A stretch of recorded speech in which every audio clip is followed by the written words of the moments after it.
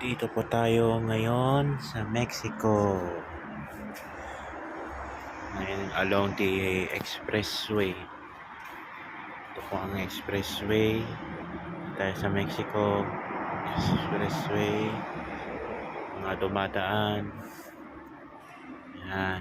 Ito ang building na ginagawa namin. Ayan. Ayan ang building. Mga building na gawa. Bakanting-bakante, wala pang kalaman-laman. Expressway ng Luzon and Lex. Ito ang ginagawang under opisina.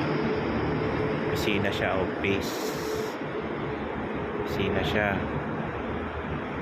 Yan. Yun lang po.